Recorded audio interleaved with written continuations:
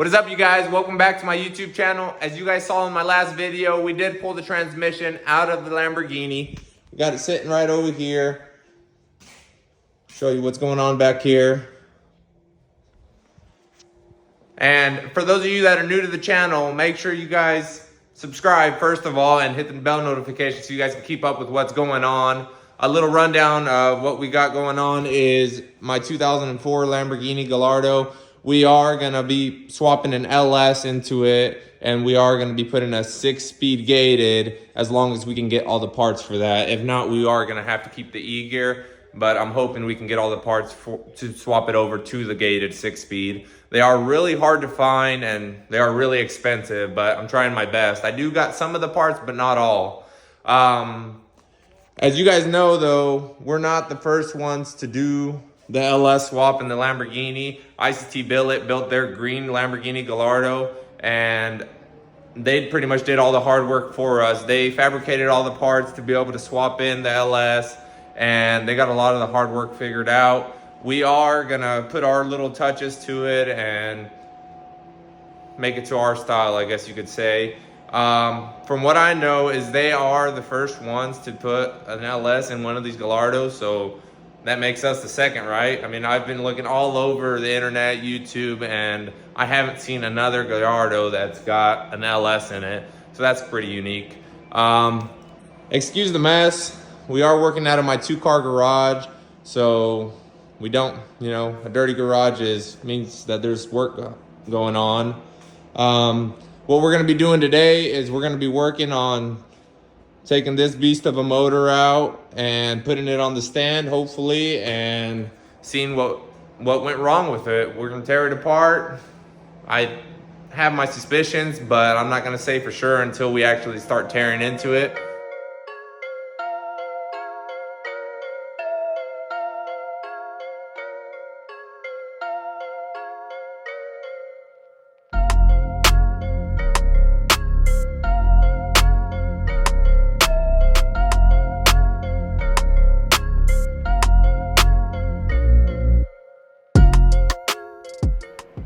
Alright, you guys, let's go ahead and get up under this car and start disconnecting anything that we think is going to hold us back when we're pulling the motor out. You got to think about it a little bit. The motors are in the back of these cars, so all your drive accessories like your serpentine belt and everything is actually up against the firewall, I guess you could say. So we got to get under there and we got to disconnect our radiator hoses, wiring to the alternator, air conditioning lines, and pretty much anything that we think is going to hold us back. Let's go ahead and get started.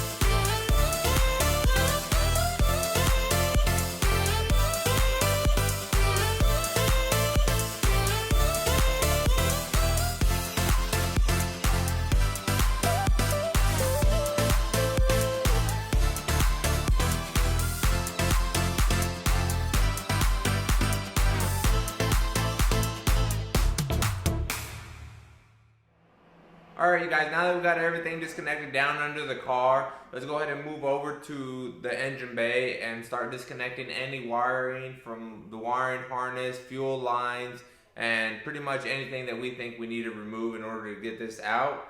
And hopefully after that, we'll be undoing the motor mounts and hooking up the cherry picker and taking her out. I do want to explain a little bit about what we got going on back here, just to kind of put things into perspective versus me just kind of time-lapsing everything and doing it all. I'll explain a little bit of what's going on. First things first, I mean, look at this thing. This thing fits really tight in here. It's actually almost touching the inner quarter panels. So I don't know, but I wouldn't want to do any maintenance on this thing. I just realized that the oil filter is actually hiding in here. I'm not sure if you have to take the intake off just to do a simple oil change. And then just imagine getting to these spark plugs back here. I mean, there's just not a lot of room. But what we got going on is we're gonna be removing the harnesses and any plug that's either connected to the frame or that's gonna hold us back or get snagged whenever we're pulling the motor out. We're gonna remove this brace right here so we can get to the hook to tie the chain up. And by the hook, I mean it's one of these right here. There's one on the opposite corner. We're gonna have to remove these breather tubes, fuel lines, vacuum lines, and more or less just anything that gets in the way.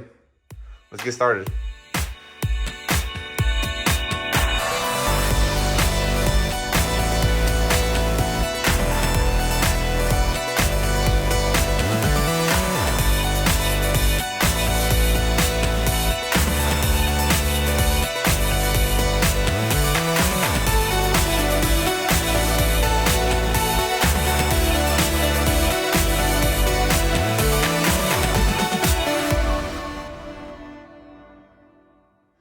All right, you guys, we are almost ready to pull this beast out. We're down to our last couple things. We undid a lot of our wiring. It might not look like it, but there's a lot of little things that have to be undone in order for the motor to come out. Last few things we have left, sorry, is disconnecting these last few lines right here. Don't ask me what that is because I couldn't even tell you.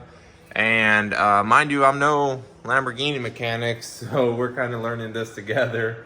But from my understanding, I think we just got those last couple lines. We're gonna chain it up to the cherry picker, and we're gonna undo the motor mounts, and hopefully it doesn't give us any trouble coming out.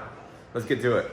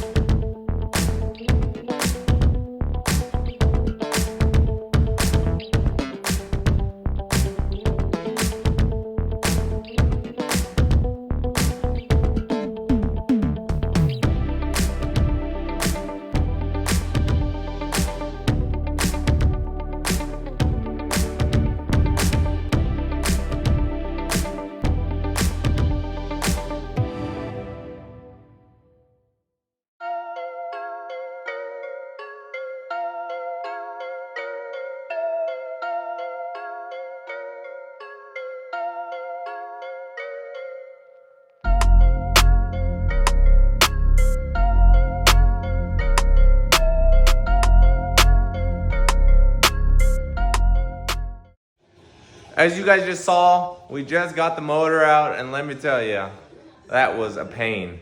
I have never struggled that much pulling a motor out, and I've pulled a lot of motors in my lifetime. You guys check this motor out. Look how wide this thing is. I mean, it almost looks like dual overhead head cam 5.4 liter or Coyote motor a little bit, but let me show you guys what we're working with over here on the car. Actually, when I was pulling the motor out, I was having a problem. It was butting up on each side of the rail, so I was actually having to twist the motor in order to get it to clear. I mean, it was literally no space. But I think I'm gonna get the car off next episode, wash out the engine bay, and then we're gonna prepare our LS engine and get it all bolted on so we can mock it up into the car. I appreciate all of you guys that are watching this episode. Make sure you like, comment, and subscribe, and stay tuned for the next one.